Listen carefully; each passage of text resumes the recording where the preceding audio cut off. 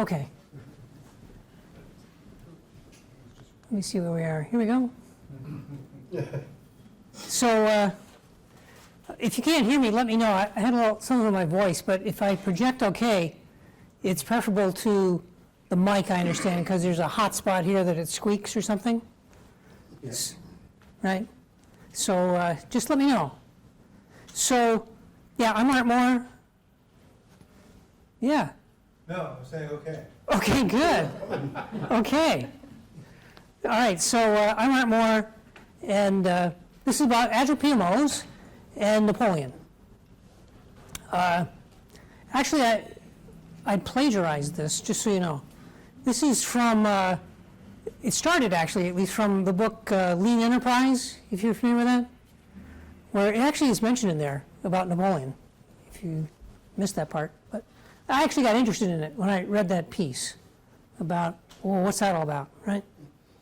So, but the instructive part of it, if we need to have some point to this, all right, is that I think it's instructive to, and you find out this more as you look into it, to look at the subject of PMO, and as it turns out, even Agile as a subject. You get a perspective on it by stepping out of the software industry and seeing if the same concepts exist in another context. And that's informative. And the other thing that's actually I found interesting about that, as you'll see here, is that some of the things we think are very, very new are not so new at all. And let alone Napoleon's involvement. It's not something that you would think of when you think of Napoleon, I don't think, but, or at least I didn't. But let me let the story begin there. So Napoleon, are you all familiar with the War of 1812, Napoleon and that background? So he beat the Prussians, right, pretty badly before they caught up with him. And here's how he did it, actually. He centralized, his army was actually centralized, but the execution was very decentralized, which I found surprising about Napoleon. His orders, when he sent out orders to generals, they had two things in them, and two things only. They had, what is it that I want you to do, and why? That was what he put on his orders. I want this accomplished, and here's why that should be accomplished. And how they did that was up to them within some certain constraints, right? And it, as you see, promoted freedom, speed, adjustment, right? And the Prussians, on the other hand, very Germanic, very like, we're following orders, we're going to line up, and we're going to march across the field. And he just kicked their butt in this battle. And this approach actually became, Napoleon's approach, actually became known as mission control years later. The Prussian approach was referred to as command and control. Okay?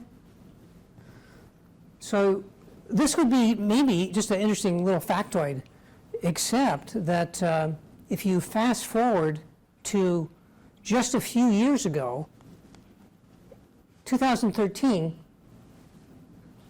this is in a military journal, Today's Military. And I think you really have to pinch yourself when you read this to remind yourself you're reading a military journal, right?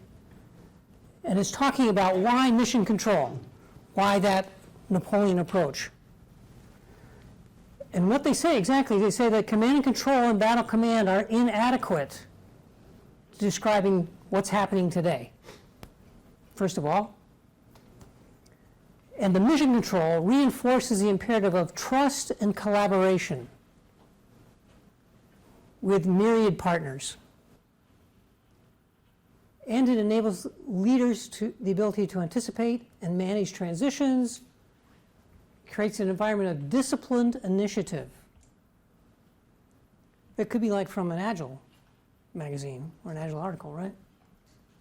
Seeks adaptive teams capable of anticipating and managing transitions, Transitions, I think, is their concept of change. And it acknowledges that they have to share risks. Risks must be shared.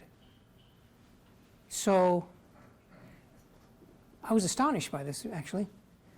But more interesting, why this is in today's journal, today's military, is that this approach has actually been adopted by the Marines. This is what the Marines are using to operate on now. It's also what NATO is using, and Special Forces, and a few other areas are operating, moving on to this basis of operation. It's also true that, except for you form a special group now that know that this came from Napoleon, because if you look every place, the credit for this goes to the Prussians, because after they got beat, they wrote it up. So Napoleon got forgot about it, right? Retrospective. It's a retrospective. They did a retrospective, right? Marty got beat. Yeah. They didn't want that to happen again. So if you sum all that up, right?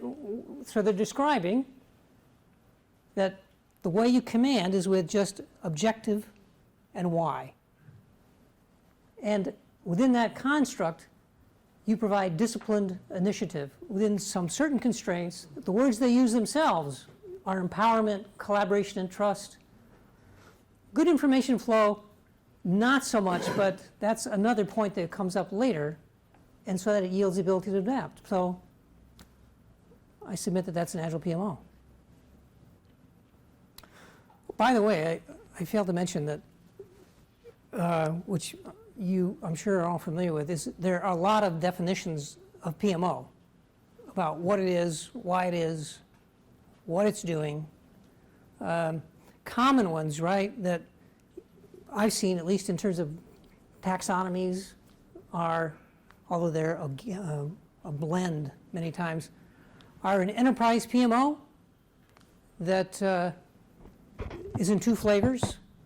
There's one that handles standards,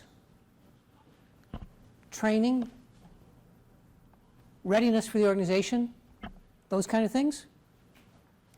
There's another enterprise one that manages the portfolio for the enterprise as a whole.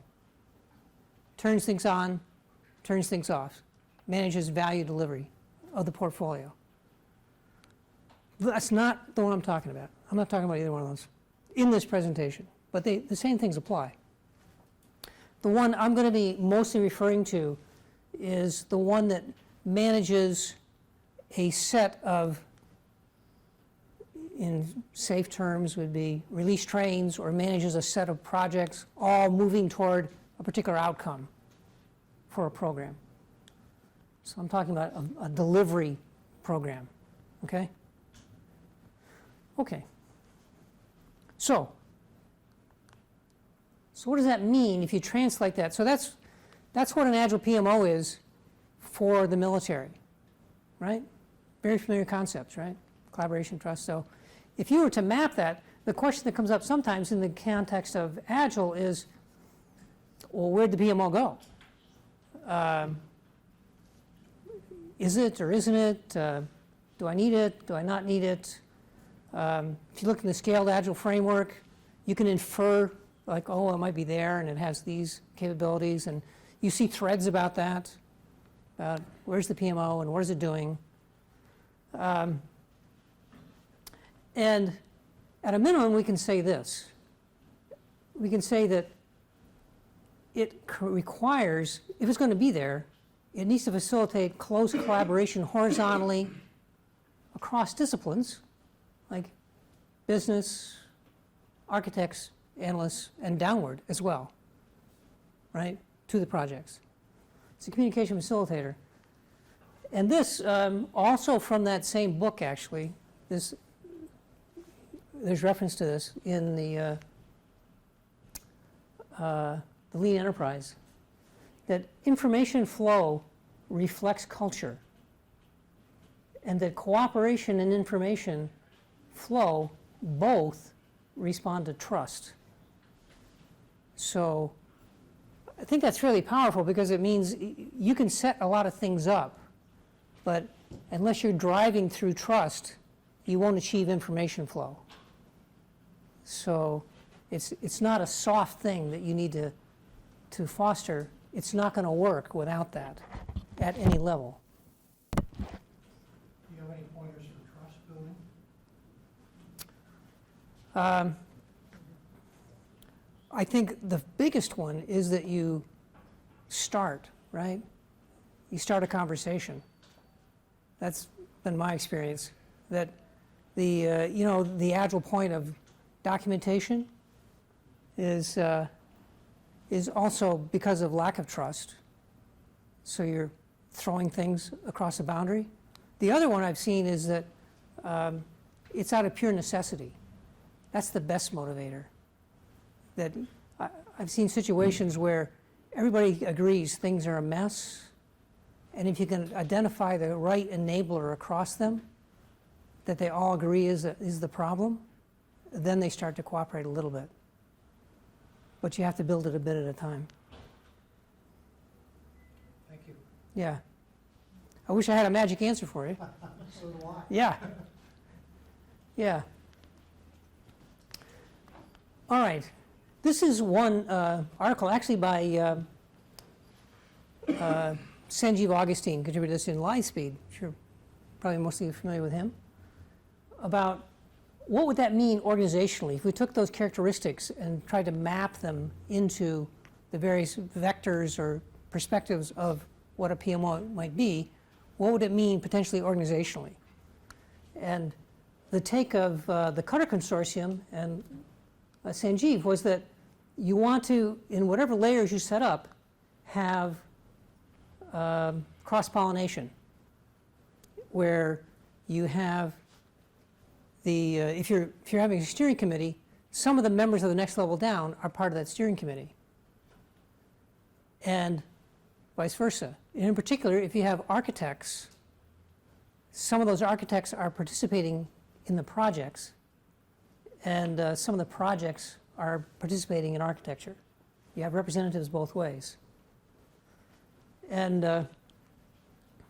when I was doing some early research on this, I actually stumbled across an article by Leffingwell, actually, many years ago with some effort that he did, where he actually promoted this model at that time as a workable model.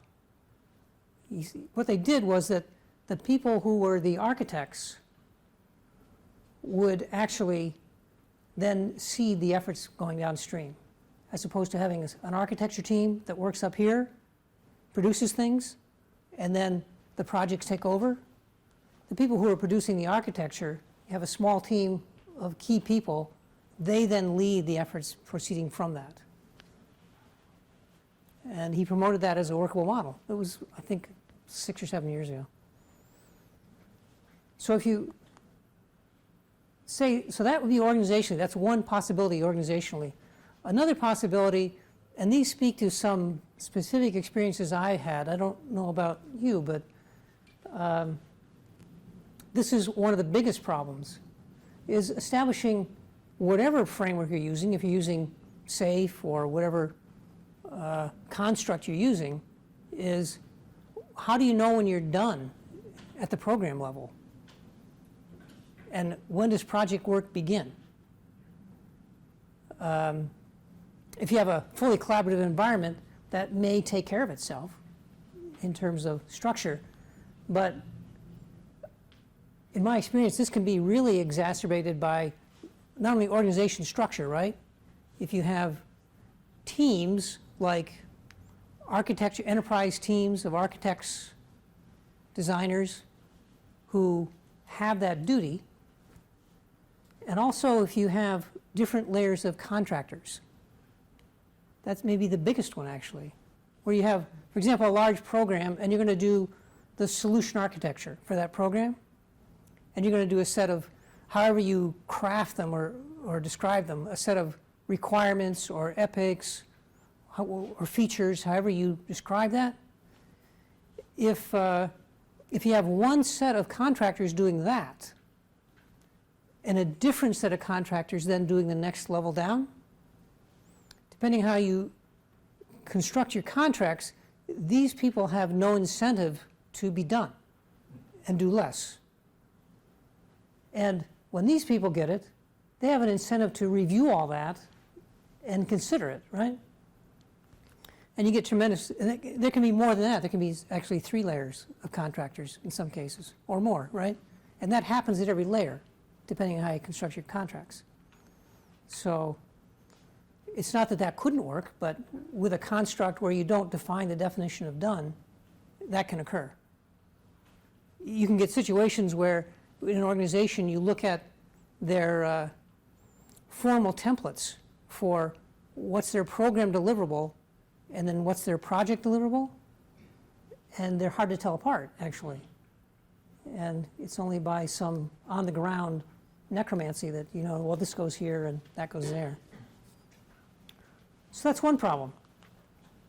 So what that does, which I don't think you can see very well in this slide, is what I've seen happen, actually, is that because of that and some other things like the fact that if you're typically risk averse and you want, as the program, and you say you have a complex set of initiatives that are very interdependent, the reasoning at the program level can be, well, I need to mitigate risk. And the way I mitigate risk is that I have to make sure that I drill down to discover all the key dependencies and the end-to-end flows so that I don't miss anything across projects. And what occurs from that, it's seemingly, on the face of it, there's some value to that, is you have, if you staffed it in too much of a hurry, you have the projects waiting for a very long time, while the program really drills down practically to the delivery level for the individual projects. And just as we've seen with Agile versus Waterfall, what I've seen happen in those scenarios is that when the projects finally receive the product, it's not right. When they dive in, right, they have to then go back to the program and educate backward about what the actual situation is. Very expensive. Very, very costly. And that's played out over and over again. So what that model actually is command and control. It's a program model of, well, if I'm a PMO, what I guess I'm supposed to do is I'm supposed to control what's going on. So what I need to do is make sure that everybody's doing their job. You know, I need to make sure everybody's doing what they're supposed to be doing. I'm sort of like the cop, right, of the environment. Versus the servant leader approach at the program level, where it facilitates, and it may, going back to the military model, it does purpose, objectives, and purpose, and then handles collaboration among those teams as necessary to make sure that it helps them deliver on that promise. And that's where it ends. If you look in the literature, actually, there is quite a bit in terms of references to the fact that the PMO is actually in a position today with regard to Agile as a concept where it actually has to, because of this, re-inspect what it's doing and its position in the organization at all. It's a non-trivial thing, that it has to change from this mode of operation to one of value delivery. You know, I don't know of many places where they actually closely ask that question of, well, what value is the PMO delivering to me? What actual value am I getting from the PMO? Yes? So in this construct, is the program equivalent to the portfolio? I don't think so. I have a slide on that later where I think that is a PMO, but it's a different kind of PMO that I'm speaking of here. The portfolio PMO, the way it's typically described that I've seen, is where you aren't involved with making sure these projects succeed. You're concerned with more from a Kanban approach and dependencies. what projects do I turn off, what projects do I turn on to manage my portfolio. Okay. Okay. So one thing that even at the program level, though, you could do is also help manage flow. One, if you just take that general concept of, well, if you change the PMO to, all right, I'm the facilitator of communication, right? Going back to information flow.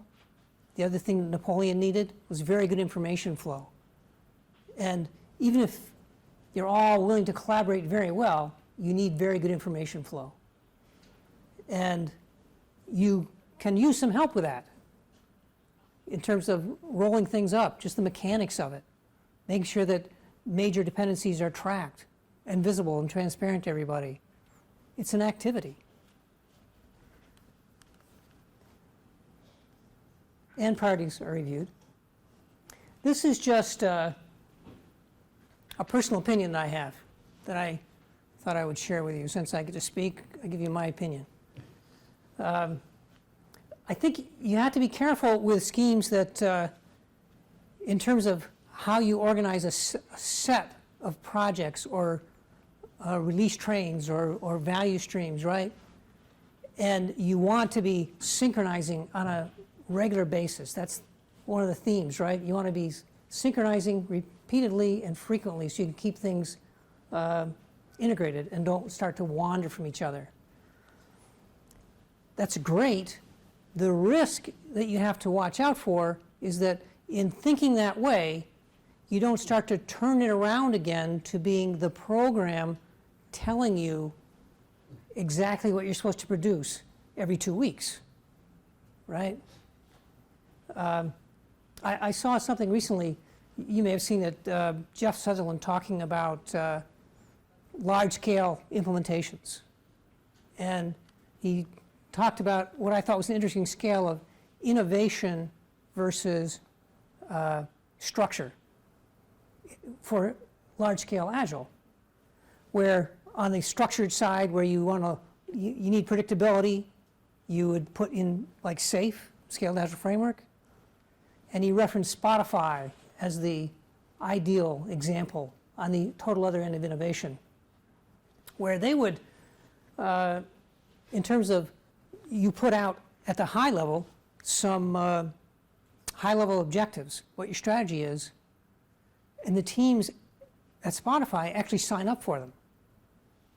You don't even say what you expect teams to do. They sort of like, it's a backlog and they pick what they want to do on a regular basis, at the other extreme, right? But I've seen this concept be turned around to actually, potentially, if not done right, make that whole extreme waterfall method from the program worse.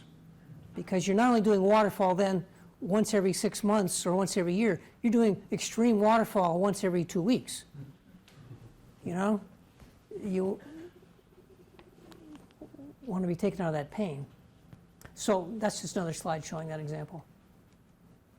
And this is the reverse of that, where it's not that you couldn't and wouldn't want to set up a possibility of synchronizing at the end of every iteration, but you want to run toward at the program level, you want to run toward a longer range goal, as opposed to micromanaging what the goal is for each of those teams by sprint, right?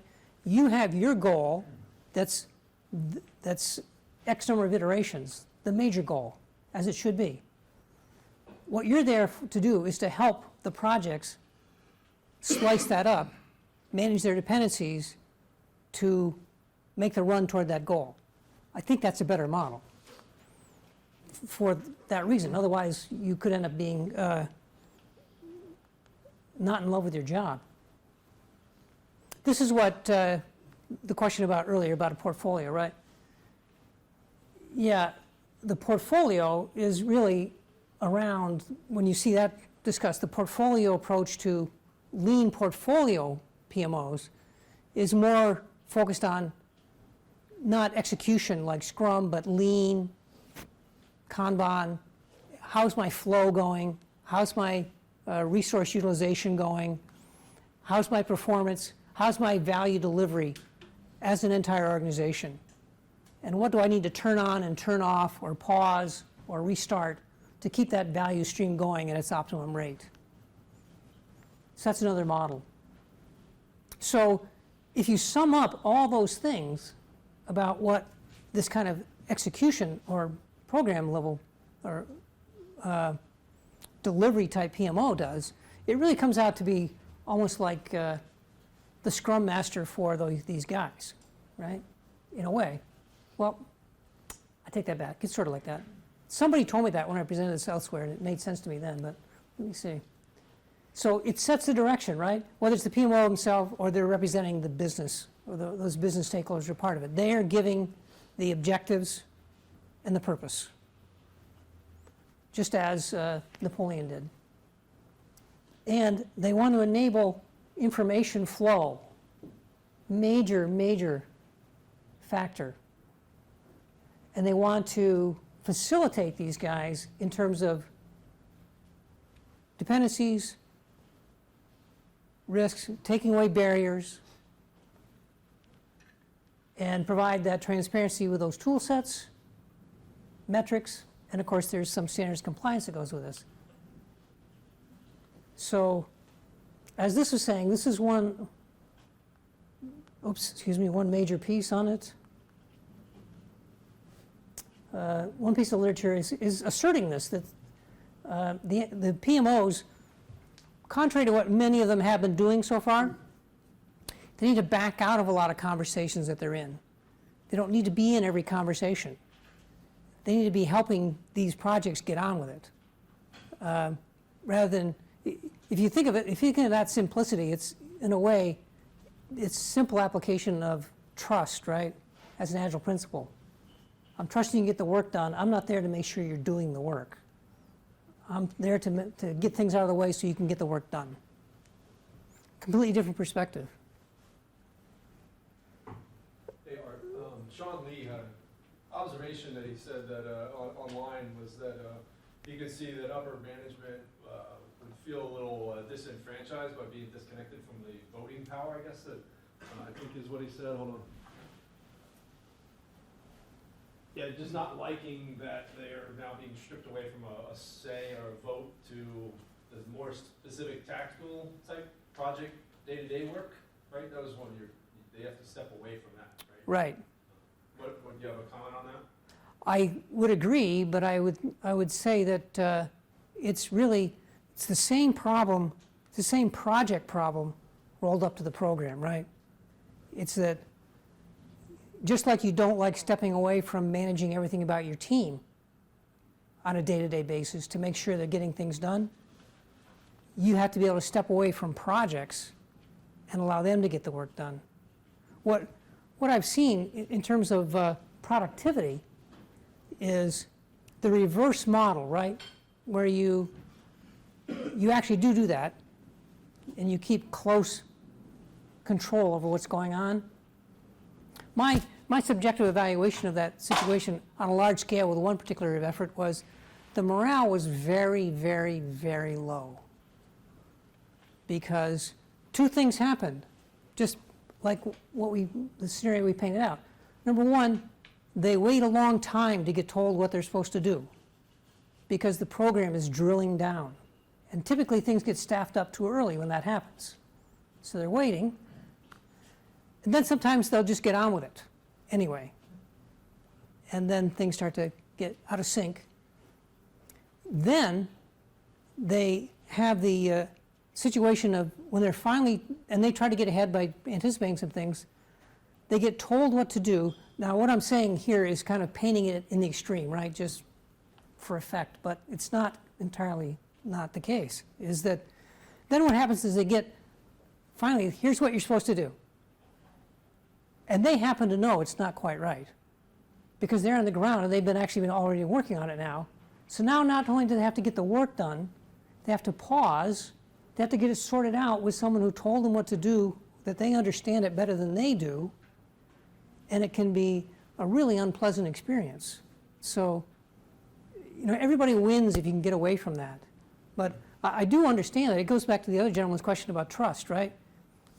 You got to incrementally break out of that behavior pattern in order to get the value stream starting to turn up for you.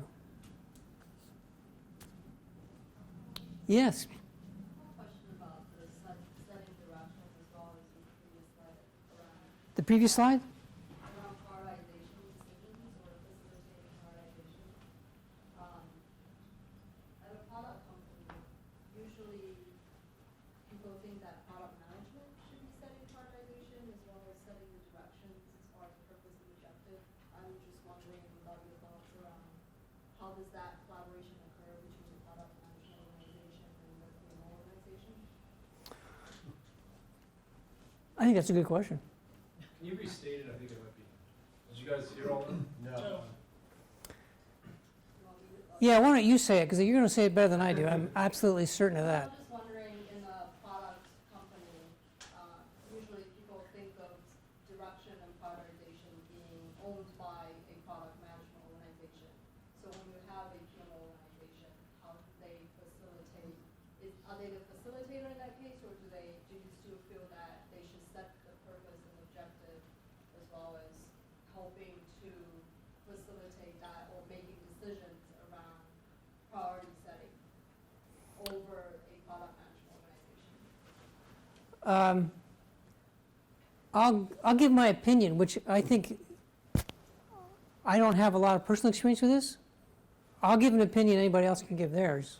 I think there's two ways to look at it. One is that this kind of portfolio that we were just talking about managing the overall portfolio for the organization. In an organization that's pushing out a lot of different products, would be monitoring the situation one level above that, where you might have some product owners that they have some projects going, they have some work going that you're monitoring that's not producing anything. You have some that are producing great, right? Producing some great revenue for you, and you're watching all those across your whole portfolio and their contribution to each other and their dependencies on each other. Which ones are jamming the flow? Which ones are facilitating the flow? Which ones are getting more throughput? And balancing which products you're going to come down on, which ones you're going to continue. So it would be one level above. The other would be if you have, once you delegate something to a product owner, I would agree that that product owner needs to be able to run their show in their area. I'm not sure if that addressed your question, but Yeah, somewhat. I wasn't expecting a right or wrong answer. I was Yeah. more looking from your experience, what you've seen work well or what other companies do. That's helpful. yeah. Anybody else? Yes, sir. Picking up on your mention of the Lean Enterprise book, would the role of the PMO in this case also be to sort of manage across the different horizons? To make sure that, the further out, more innovative products that would get lost if you go strictly by ROI or current market position or things like that, get an appropriate representation in the flow of product development. That's a good question. My opinion about that one would be that they, again, are a facilitator of information flow to enable those decisions. I don't think they're the resident place where those decisions are made. I think they're a facilitator in that way, in a junior role, actually, to senior management. That's the way I would see it.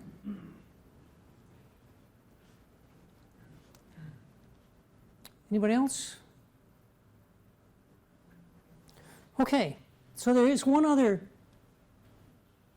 dimension I wanted to go into. Oh, first of all, yeah. So we've really covered this, is that those things that you need to put this into a particular environment where none of this is in place, in my experience, has been you have to have the tools to make this happen. You have to have training. But mostly the same message once again, right? You have to have the right mindset. But I bring it up here because this is an interesting twist on it. And I think this, again, is from the Lean Enterprise. I'm not sure. Yeah. This fellow was studying safety. There were a lot of accidents occurring. And so he was doing this major study on safety. And in the process of doing that, he came up with these observations about information flow in an organization and culture.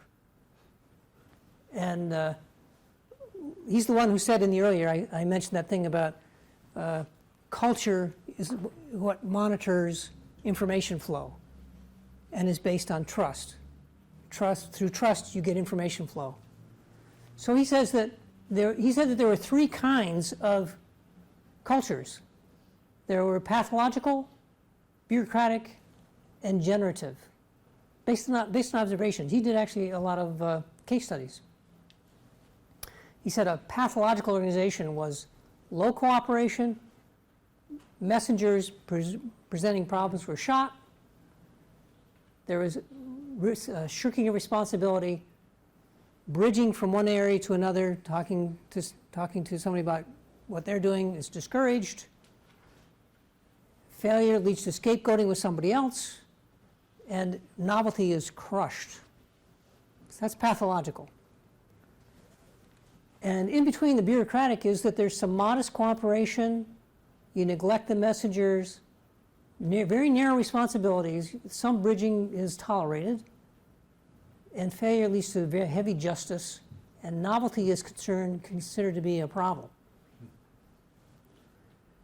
And the interesting thing as you go about this, you can see as he was deriving these, he's looking really at information flow, is what he came out of with this, is that in a pathological organization, you have no information flow, zero.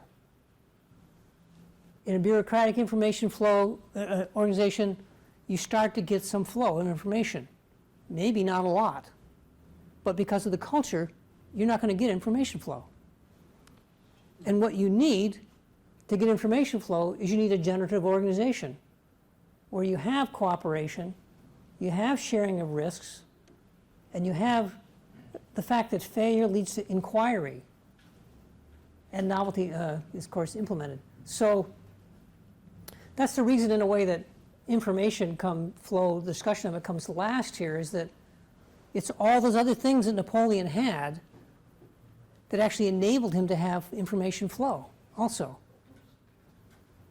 So although the other guys were heavily structured, their information flow, based on this, was probably much, much worse.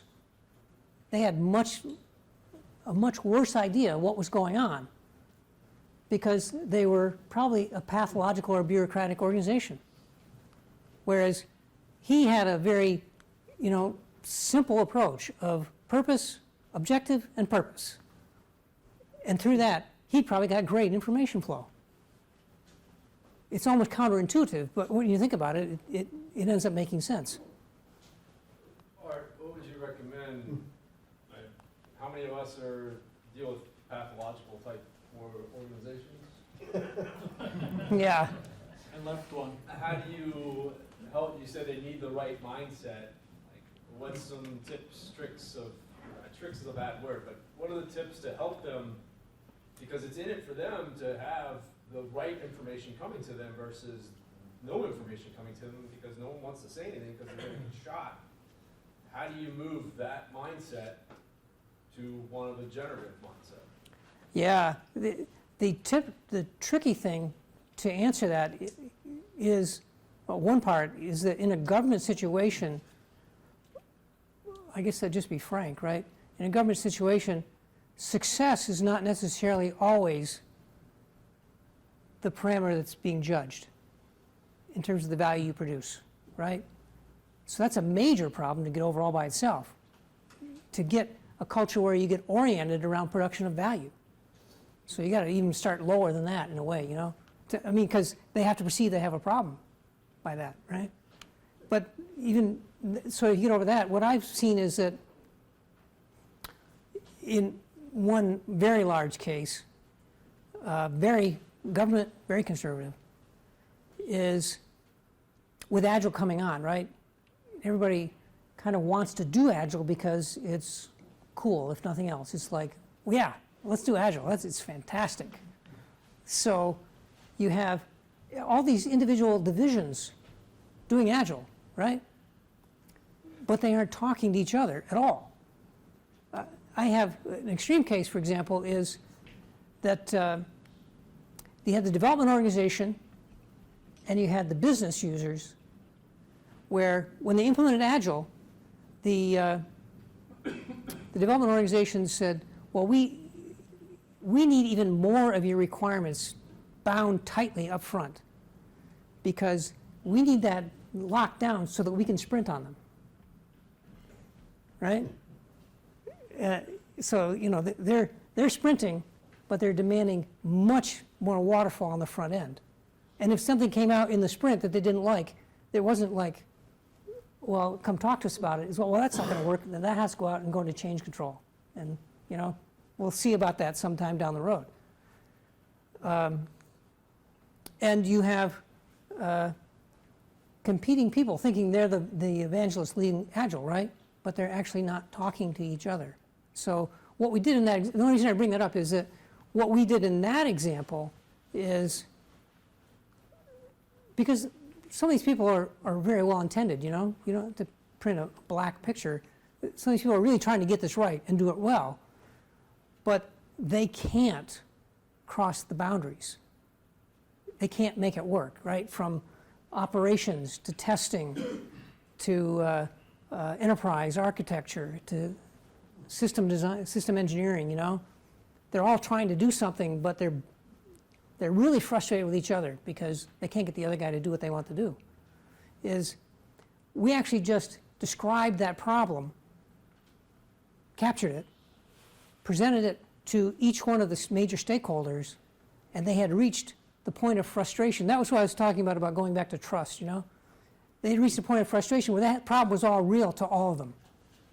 And we said, you know, obviously we need to change this situation. And it's starting to create a coalition of people at the division level to address those barriers, and getting, more importantly maybe, the top-down mandate that we can't actually do it organically. We have to do it to address the major boundaries, because that's where the holdups end up being. Yes, sir. So, how big a barrier is the contracting system that we have today? Is there a vehicle that you found that actually can allow for this kind of interaction? Or is there a new vehicle like on the horizon that's going to need to be created? I can only tell you something that I read about this. I don't have, I know what needs to be done. I have my opinion of that, right, in terms of the regs, but it was shown to me by someone that according to the FAR, this is the assertion, I can't substantiate this. According to the FAR, it's achievable with the FAR as it exists today, the Federal Acquisition Regulations, right? That if someone, it goes back to intent. And again, I'm just repeating this, I can't vouch for it, right? But it goes back to intent. If you have the intent, you can make the FAR work for you. That's what I've been told. Yes, sir. Just to piggyback off that, there is something called a tech bar. Yes. Kind of like FAR 2.0, which embraces a lot more agile concepts and is a lot more forward thinking. I suggest you all take a look at that. Because the FAR can be very prescriptive and sort of make you try to be waterfall-y. Yeah. Even though it doesn't say it. The tech bar is much more progressive. Okay. Yeah. And I'll even chime in, I think I say this just about every other meetup, but the Mark Schwartz, CIO at USCIS at DHS, Department of Homeland Security, United States Citizenship and Immigration Service, no, it's Customs. Citizenship, yeah. We are lucky enough to have 2 teams right now. We're looking to, I think, go to 3 teams that they have a system set up to where they hire basically contract teams. And in that, they are saying that you must deliver something of working tested software state every single 2 weeks. You must work with our other stakeholders. Bridging is encouraged. Risks are shared. I can almost see a lot of that stuff in those contracts to where Mark Schwartz can go, I'm going to give out 4 contracts, 2 teams for each of these contracts. 6 months from now, I'm going to check in with each of these teams. If you're doing a good job, I might add a team. If you're not doing so good, I'm going to drop you down to a 1 team.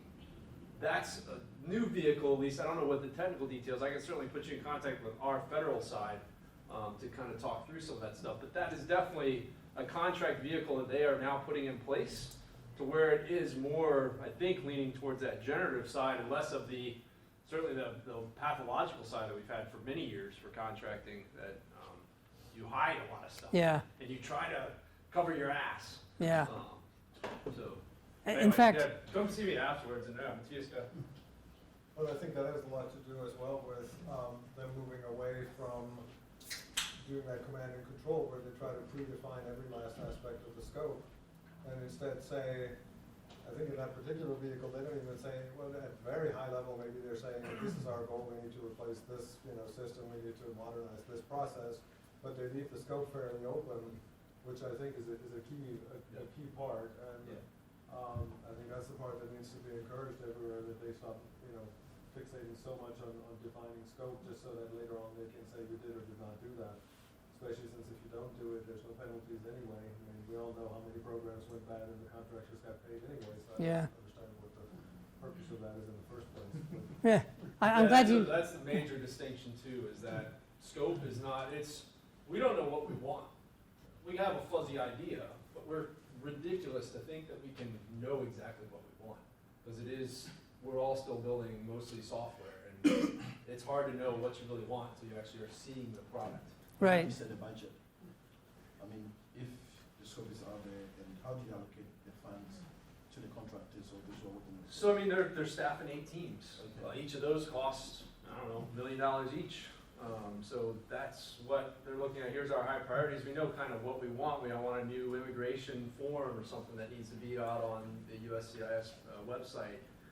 That gets a pot of money, and then I think they go off, and 6 months from now, they can say, it looks like based on the roadmap, we're gonna get this done in the next year. Let's keep funding that project. Let's look at this one, 6 months into it, we're not even close to getting done with that. Can that thing go to something else? That's I think the way it kind of works. So the Yeah. thing they need to come around to is they've reduced their risk horizon. They've actually shrunk down their, their exposure. And if you get somebody high enough up who's sponsoring you, then I'm just worried what happens when the next secretary and the next CIO comes in. Yeah. But it sounds like there are some points of light.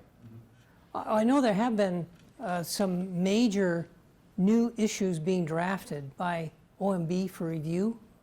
I've seen 1 or 2 of them coming down with, you and the federal government are going to be doing Agile. Very bold and encouraging, actually.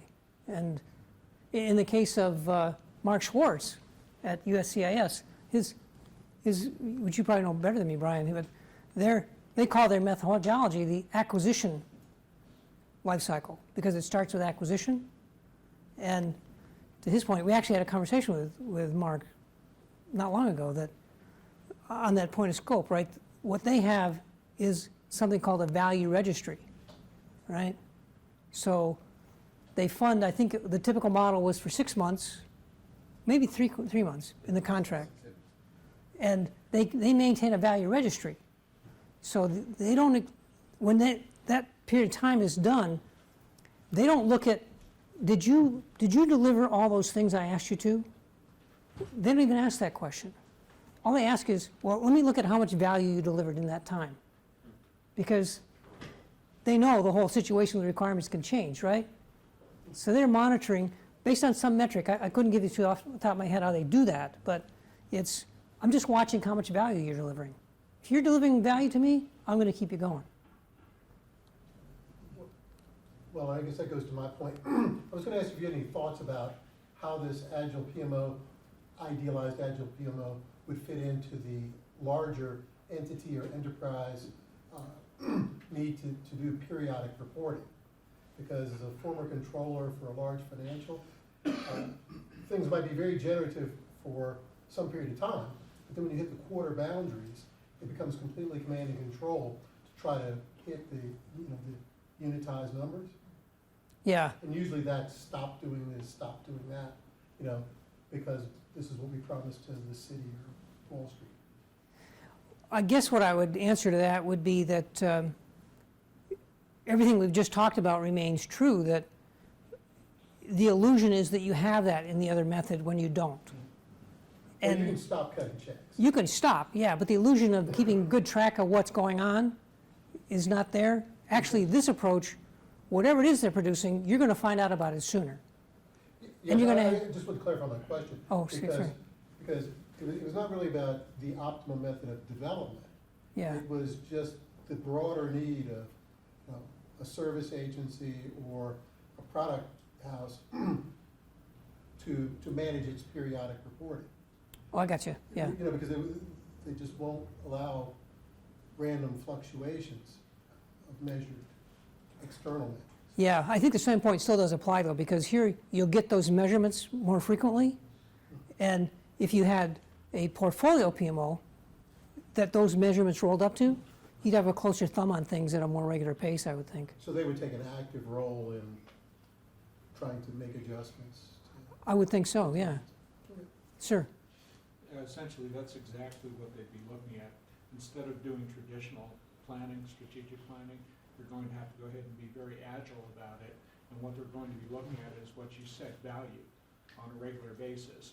And rather than funding, okay, a project for the whole year, okay, it could very well do it by quarters and based on the value. And Brian brought up a good example that, okay, they can go ahead and terminate it instead of continuing to waste money and go ahead and put it elsewhere. And this will go ahead and prevent that fourth quarter belt tightening exercise that goes on in commercial world as well as the government, if not eliminated, at least mitigated to a greater degree. Right. I think you could argue that to some degree your budgeting actually becomes much more predictable because what you're in essence doing is you're buying a certain amount of development capability rather than you're buying an output. You're not saying you're going to give me this program or project or software or system down to, the last specification. You're telling me you're giving me this development capability, 2 teams with, 8 people, this mix of people, this level of experience. And what we make out of that is up to us, but if we run it right, we get the maximum value back for the amount of budget we've allocated, which is really that whole idea of turning that iron triangle kind of on its head and saying we have a certain amount of money to spend and we have a certain amount of time and scope. We just focus on getting whatever is most valuable rather than saying this, whether it's still relevant or not. Sure. Just a question then, I hear a lot of discussion of the word value, so can somebody help me define what value is in this particular case?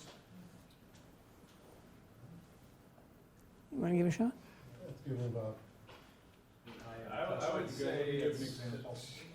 All right, one of the issues that we constantly deal with is, okay, with software apps.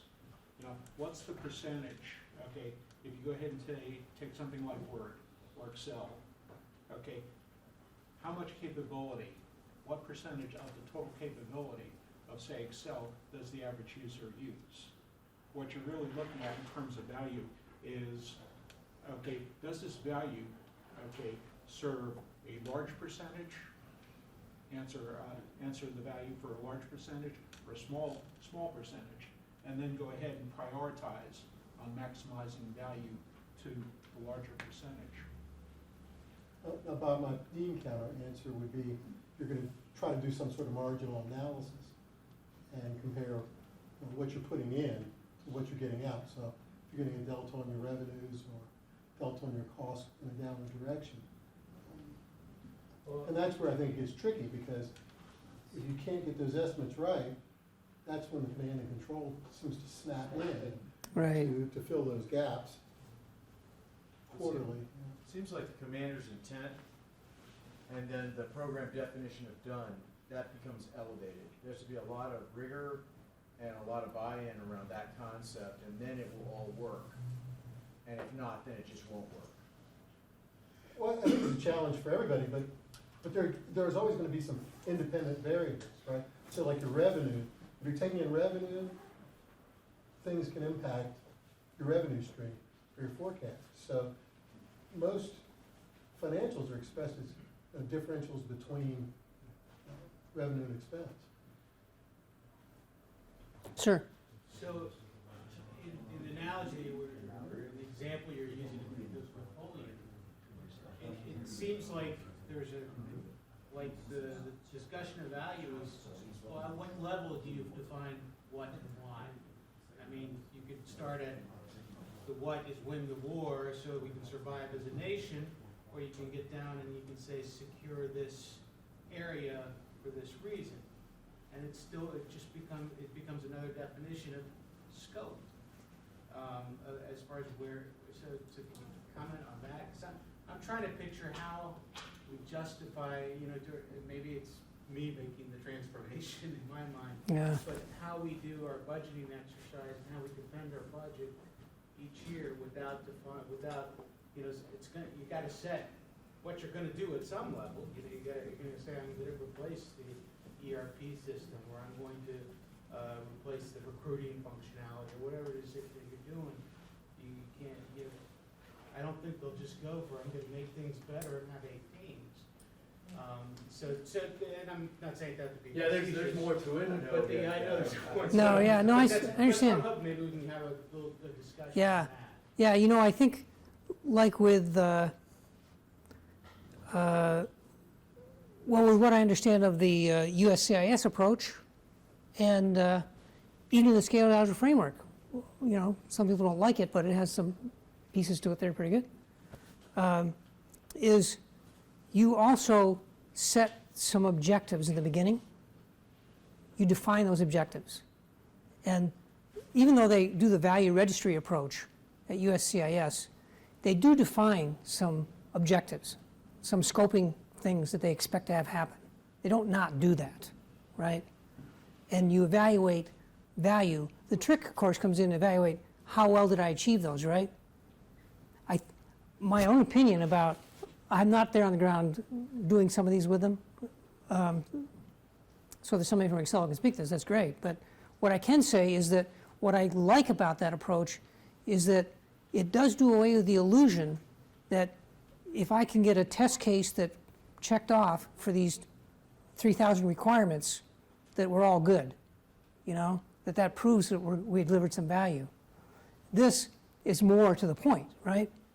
It may be more subjective. It may be somebody evaluating you against something that they viewed against these 5 things you're supposed to accomplish, according to the product owners, but it's not that that's not happening.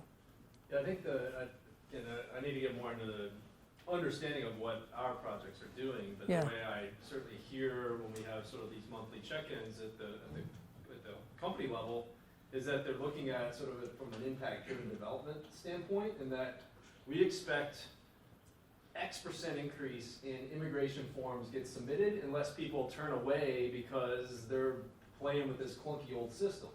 When we actually get that new system in place, it should have this percentage of people staying on the site, more applications submitted, more processed. Those are the kinds of things that I think they're setting as those high-level milestones and goals. And then they can check in 6 months and say, okay, we've got all this data coming in, just like Amazon when they're figuring out what their next widget is to make. They're looking at all the data coming in that says, yep, we're actually having more conversions to buying our products. That's Amazon's way. They have a lot of data. But I think we definitely have public-facing government websites, get a lot of traffic that we can start to look at healthcare.gov and go, well, we're getting a lot more registered now that we can actually allow people to log in. Right. Right? Sure. Yeah, so, right now, we're working with the executive office president to actually reform the way government contracting works and to promote agile values. And one of the things that we're focused on is metrics throughout the process, whether it's, hardcore development metrics like, static analysis type of things, like the very low-level code kind of thing, versus also at the high level, things like conversion rates, which is what you're talking about, bounce rates, things like that, that you have to, Twitter mentions sentiment analysis on social media, things like that sort of tell you that you have succeeded. And you mentioned, you want to do better than you put in. Those kinds of things are what we're trying to promote. And it all comes down to metrics. You have to measure everything, Right. have automation everywhere to get these metrics, to generate enough data to actually do some real analysis. And if you have those metrics, you're at the beginning of deciding whether you've gotten value or not. Yeah. A simple scenario, not that it's all like this, but to go back to your point about, well, how do I tell, is, well, what if in the middle of this major initiative where you're supposed to produce X, right? You discover that I need Y before I can do that. It's a big piece of work, right? You don't, at the very least, you don't want your model constrained to be that the contractor is going to do his best to work around that X, because that Y, because he's contracted to produce X. So by God, he's going to produce an X, you know? It may not be very good, it may not be really what you want, but he'll get that done, right? Versus you solve the Y, somebody has to evaluate that change of direction and assign that value at that time, right? You have to recognize that value. However that happens with your metric.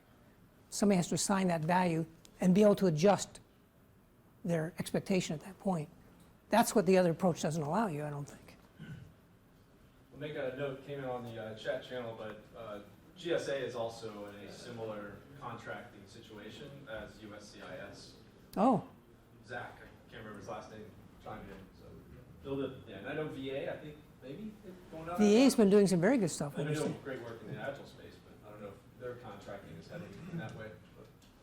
But I work with the FBI, and they're doing certain sections are changing the way they do things so that they can support a more agile framework within whatever bounds they have for contracting. So being able to support an entire section instead of just one project, things like that. Sure. To the question of the gentleman over there earlier, I mean, we all know that budget forecasts are notoriously inaccurate. I mean, we're basically guessing at what it's going to cost at the time that we know the least about what we're actually going to do. So in the impact mapping book by Gojko Acic, he has a really interesting approach where he says, instead of saying, what is this going to cost, you turn around and ask, what are you willing to invest to achieve this goal? And by the way, what is your goal actually? You know, what measurable improvement do you want to have? And what are you willing to invest in that? And that way, the leadership can actually say, this is how much money we're willing to put into this right now, rather than getting some estimate that somebody in essence makes up that usually gets overrun by 50, 100, 500%, whatever. And the promise is, using an approach like this, that you deliver the most value you can deliver for that kind of money, and hopefully that'll get you to whatever metric you set for your goal. And if not, at least you know how close you are and how much more you're going to need when you reiterate on that. Or maybe you need less, and then you can actually stop before you burn all of that money. So you turn it from a cost center into an investment decision, which in some ways is more realistic, because in many cases you just don't know. one more question. And Yes, ma'am. We'll let our Real quickly, we got into the interesting branch of discussion about procurement affecting the mindset matrix you have there. But getting back from that, just in general, if at the leadership, if you're in a pathological sort of side of the chart, what kind of techniques have you seen used, or have you seen a transformational experience where a context went from pathological to generative successfully? Is that a self-assessment process followed up by trying to change, or how do you do that? I might be able to change that into a segue, actually, to my last slide. That might work. Speaking, glad you asked that. Yeah, let me try it anyway. we have a parking lot item of contracting. Okay. Yeah. There we go. Yeah, so how many of you are familiar with the Cotter change model? A number of people. So this model was, you see it popping up a lot these days in Agile presentations, which I think is great. But it's very readable. It's a very small, simple book. You know, it's one of those ones where you read it and you go like, well, of course, you know, that makes sense. And yet, it was written by a Harvard guy, and it was voted, I don't know, by the Wall Street Journal or someplace like that, as one of the top, one of the 25 most influential business books of the 20th century. It was written in 1995, I think. So, it's pretty good. I strongly recommend it. He surveyed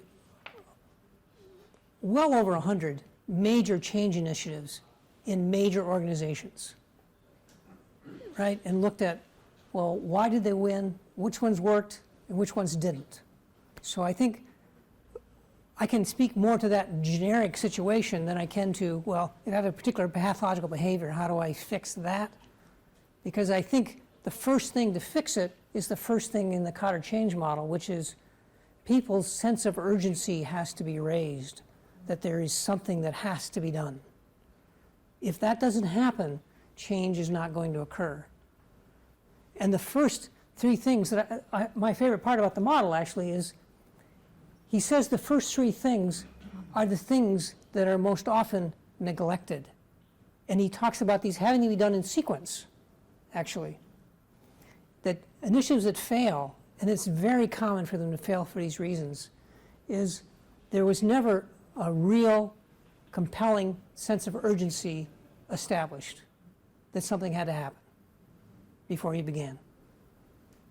And then second, you didn't build a collaboration, you didn't build a coalition team, right?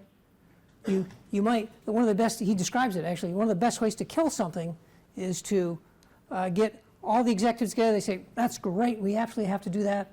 Let's assign Joe to it. Joe, go ahead and take care of that, right? And then they all forget about it. And there's 2 years of his career ruined, right? Because he's just left to take care of this thing. And there's no buy-in to it. You have to get a few of the key players in the organization strongly coalescing around this point, because they have to stand the distance together.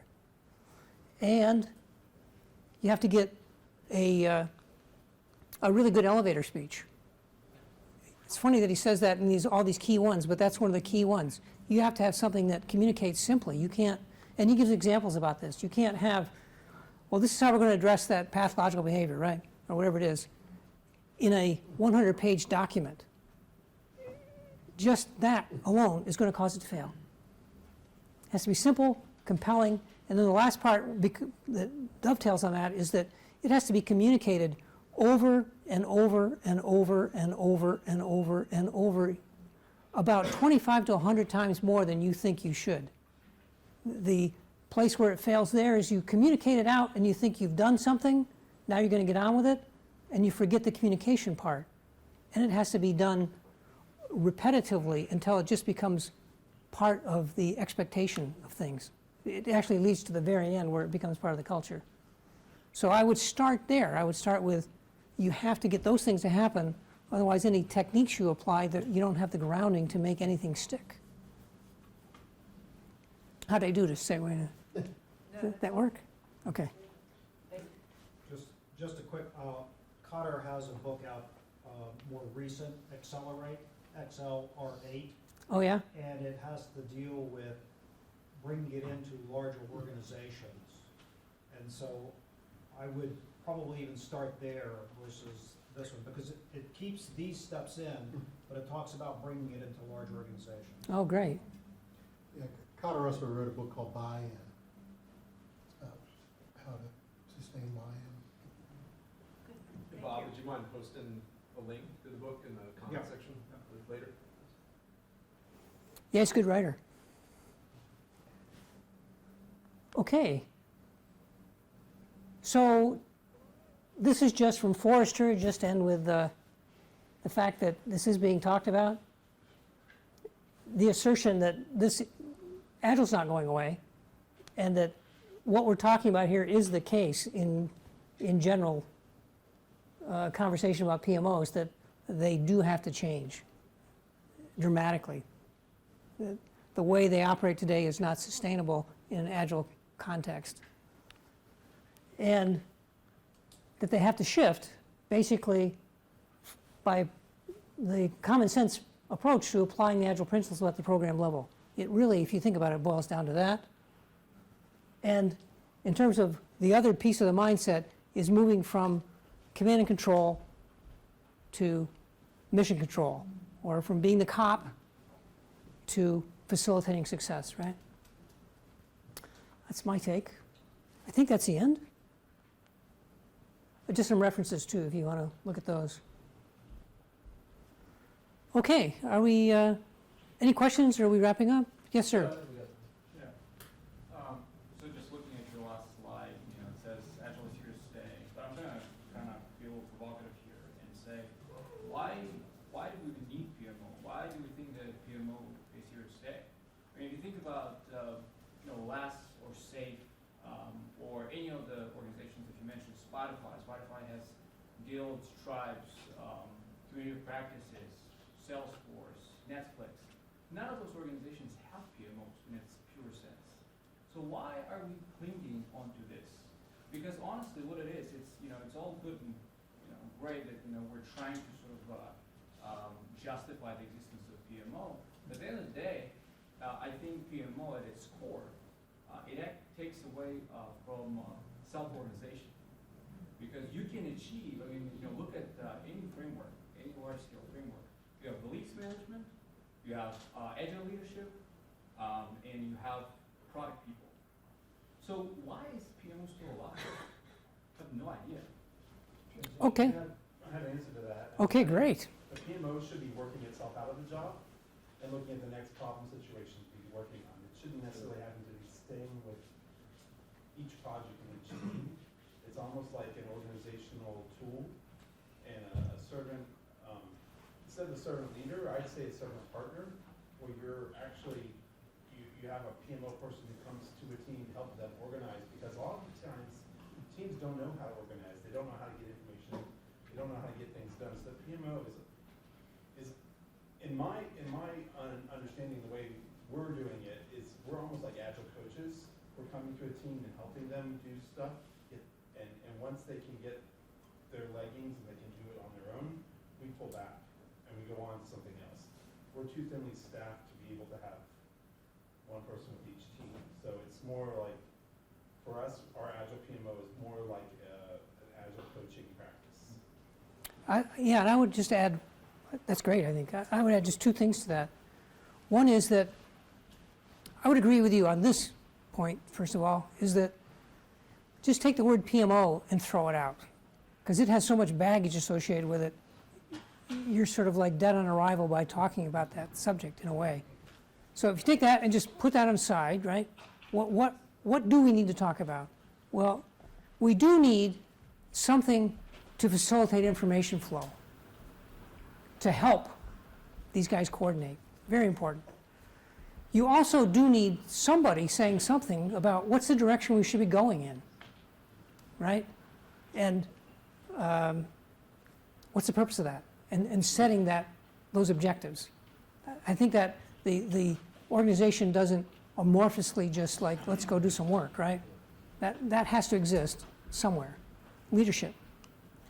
Beyond that, the example of Spotify, as I understand it, taking those stated objectives and just groups signing up for them, I'm enthralled by that. I have not seen that in operation, but it's an interesting concept to me. If that would work, that would work. The only thing that would be left then would be facilitating communication. How would the PMO promote that?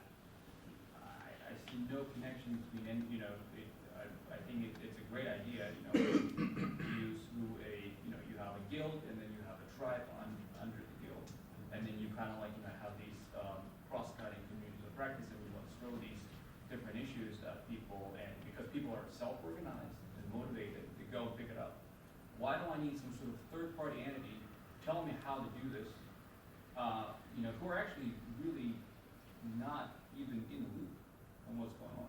And in no offense to people who actually work for PMOs, but my experience with PMOs, because I've been kind of deeply on the dev side, has always been they're more of a nuisance because I can manage things myself through my leadership, through steering committee. After all, was that You're as well. right? So I'm not entirely sure. PMO was created, I believe, a couple of decades ago by PMI, if I'm not mistaken, and so we're kind of clinging onto this, trying to. It's kind of like a square peg in an round hole type of deal. Yeah. I think those functions of information flow, if they happen organically, if that can happen, I'm okay with that. I just know it has to happen. Yeah, believe me, I'm not to defend PMOs, that's not the purpose of mine. They have to, but it's these things that have to occur. That's the key point, right? You have to deliver where you want to be headed, and you have to provide the structure so people can get there. Sir? I would sort of challenge you on that and ask you to define a function that the PMO does that is not also done in an Agile project. And I'll tell you to be careful because think about it. The project manager, in the traditional PMI sense, has no place in an Agile project. But everything a project manager will do still gets done. It's just redistributed. So think about it. What work that a PMO does, what of that doesn't get done in an Agile project? It's all done. It's just redistributed.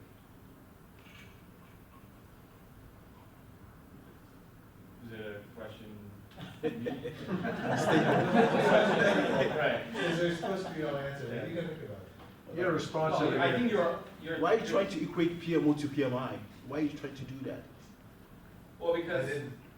Right. No, Well, why are you trying to equate that to PMO to PMI? That's why do you want to do that? So Because they push PMI the was standard. one of the first organizations that defined PMO, and nobody really has a good definition. Like the presenter said, nobody really has a good understanding of what PMO really is, because there's several levels of PMO. There's a tactical PMO, there's a strategic PMO, there's operational PMO. And so the problem that everyone is facing, is trying to kind of categorize, what that PMO really does, and then they kind of just adjust to the definition that is produced within whatever context, and then they just sort of maintain it. But for portfolio management, a couple of decades ago, totally. I think it used to work pretty okay because you needed standards, you needed sort of like this one body that guided a number of projects and programs through. But what I'm trying to ask, if someone has seen a successful Agile PMO, please speak up. But I have not seen any major value that comes from PMO in a real, true Agile environment, because it's all based on status reports. It's all based on command and control, like you said. Unfortunately, so. It's got the word management in it. Right. So that's a problem in and of itself. Right. I think, what was your name, sir? Robert. That whole mindset of that, yeah, you're probably still calling yourself a PMO, but you're really acting as a coaching entity within the organization to help enable them step away once they're getting into that high-performing state and maybe touch back in every couple of months and help nudge them to a little bit higher performing state. Right. That seems to be like a good place for a PMO, scared of where it's going to go. Here's a great place where you're going to go. Yeah. I'm working on a project now, which is sort of like, it started, or it's a program, it started actually with your definition of PMO, right? Very rigid communication was everything went through the PMO. And it's government contract, and we have people going back and forth, and now we have this, framework where all the teams are working together, very minimal contact with the PMO, other than they help us with the strategic vision. We work as a team to figure out, okay, what does make sense, what to do in order of priority. So the definition, yeah, we still call it PMO. I think a lot of the work that they used to do, which they were horrible at, got pushed down or pushed out. Maybe we should call it a PMO anymore. Maybe we should call it. Right, I think we should call it PMO on demand. Okay. But they're the ones who get the money for us, and they're the ones who help to keep coming and making sure we're delivering the right things. Sure. Some of the new foundations, like Scale Agile, for example, I think the focus of the PMO is now more on release train engineering, is what you're sort of seeing.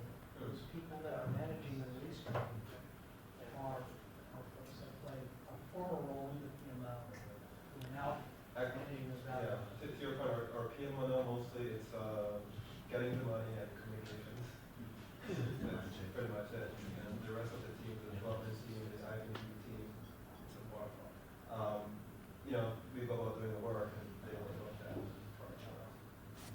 Yeah. I work in a highly regulated environment, and once in a while Congress comes down and says, you know, hey, what the hell are you guys doing? We want somebody to come up here and explain everything to us and tell us what's going on. And so you need to have, I mean, I understand that Agile completely, I work in an Agile environment, but you need to have somebody who's going to go up and sit at a hearing and explain what's happening. So there's always sort of that tug and pull back and forth. But when you're working in a government environment, there's just no avoiding a certain amount of centralization of responsibility, or at least accountability. And so I think some of what we're talking about has to do with that, as, you know, when the rubber hits the road and the GAO comes in and audits and gets all angry, then somebody's got to go explain what's going on. And it's probably going to be somebody from, you know, related to the PMO. Right. Who's going Yeah. to do that. Yeah. So, kind of stole my thunder. But, you know, there are a lot of people, I would caution you, and it sucks to be defending PMOs in general, but I would say that I would caution you to not rely on anecdotal evidence, because I know a lot of people who would say, I've never seen an Agile project that delivered any value. There are a lot of people who told me that. Obviously, they're wrong. We all know that. But the point is that people just see things, and they're going to be like, oh, it sucks. And, you know, so you can't always just go on, like, that kind of anecdotal evidence. But you need an organization or something, an entity that basically will promote Agile values, promote automation, promote metrics, get people trained, have accountability outside the organization. Things like that. You need something there to do that. If you want to call it a PMO or whatever, it's up to you. But I do see value in that kind of thing. If it's done well, just like I've seen Agile done badly, and then someone can say, well, Agile sucks. But no, it's just that it was done badly. It wasn't done the right way. Yeah. So just be aware that seeing something done wrong a few times doesn't mean it's incapable of being done right. Yeah. You know, if you talk in terms of ideals, what would be the ideal scene? To your original point, for me, it would be that whether it's achievable organically or not, I have some question about whether that's ever going to be totally the case, because it would still depend on some infrastructure, I think, is you need vision, direction, and you need information flow. You need an infrastructure to achieve that, right? For measurement. You really, really need those. And as you're talking, a hypothesis occurred to me that if we just talk about what we all agree about, it seems like, I don't mean to speak for all of us, but are the really bad things about a PMO as they've been executed to date. It'd almost be an interesting study. I would speculate that the amount of PMO bad behavior is directly proportional to the lack of vision in the company. I just thought of that, but I bet if you check that out, I bet you find that to be true. So that's interesting. I believe it's a GAO report on healthcare.gov. Mm-hmm. I think the way they described it, it moved from one of the continuum, I forget it from a chart, you have that authoritarian, I forget, regime where they're dictating, here's what you should do. For example, one of the things they told the contractor was, you shall use mark logic. And that's not what they bid, or maybe they bid it for just a small part. The contractor protested and said, we don't have the people, and furthermore, it's kind of hard to find people who know what mark logic is. It's an NoSQL database. And that was one of the key reasons for the failure. And what fixed it was when they moved to the other part of the continuum, where they had this more collaborative team to kind of dive in, figure out what they needed to get done, what minimal set of capabilities to get out there so people can start using the site and start building from there. Right. And that's when they started seeing success. But they had a clear purpose to get something up that people could register on. Right. Yeah. Versus let's boil the ocean. Right. Yeah. And I think that's That what clear direction being directly proportional to the dysfunction of a PMO, that's resonating with me. Yeah. I might have gotten that wrong, but basically, if really dysfunctional, they probably lack no purpose, no vision. High purpose, high vision, very highly functional. Makes sense, doesn't it? Yeah. Yes, sir. I haven't studied the scaling frameworks for larger agile efforts, maybe there's an entity and does efforts that does this, but as a, you know, as a manager at any level up in the organization, I would think I'd be hoping that I'd have an organization that helps me do the things you were talking about. Helps me measure value, helps me prioritize assets and projects, because decisions do need to be made. So, I mean, somebody has to do that. Which team does that in the university y'all are talking about when you have 200 projects? So I mean, where I've seen PMOs, this is not Agile, but where I've seen PMO type organizations go in and be extraordinarily engaged, have been in places, you know, they've been digging out of messes. So you know, I've seen, I think it was DoD healthcare, where they had overlapping systems, and a couple hundred to 300 overlapping systems, and they needed to put a sense behind the logic of what they continued and what they didn't. I don't know how you do that without some organization. So maybe what you said about PMO on demand in an ideal state, maybe you don't need it, or maybe you need some other name of Agile organization. But certainly, you know, unfortunately, we live in the real world. You know, Yeah. we get into debt, and we, you know, even though in the ideal world we don't need financial advisors, you know, in the real world, maybe you do need to go talk to somebody and have them give you a route through particular issues. And that's what I think I'd be hoping that an organization that I sponsored and built inside of my agency or whatever would be helping me do. Yeah, it's certainly, did somebody raise their hand here? So I was just going to say, I think I've seen both sides where I've seen PMOs where they looked at Agile as a way that someone's going to swoop in and take over their power over the organization and how things were going to be done. And so they were going to mandate to whoever was going to end up being the Scrum Master, this is how things shall happen.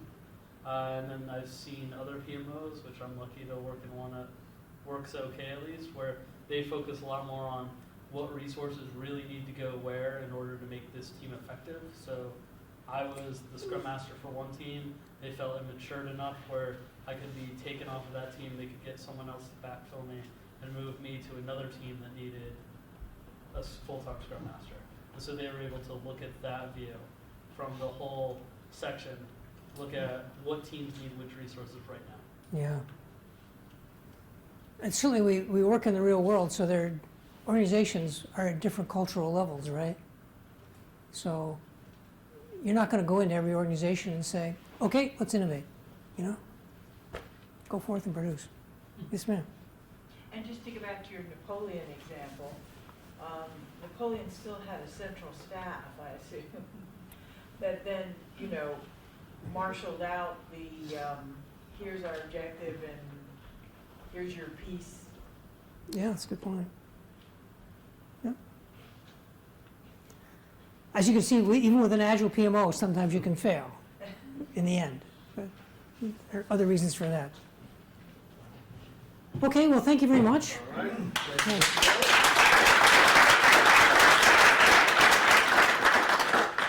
I would like to bestow the honors upon you to pick a name from the hat or well, that's not a hat. It could be. Yeah. It could be. But we've Let's hope got not. Lisa Atkins' book signed by Lisa Atkins herself.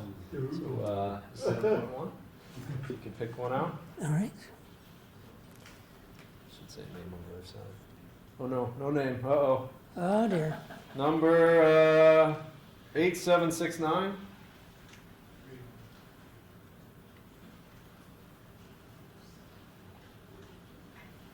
Last four digits, 8769.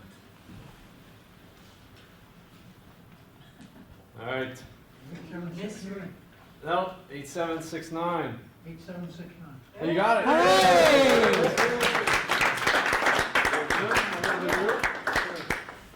Thanks, Jay.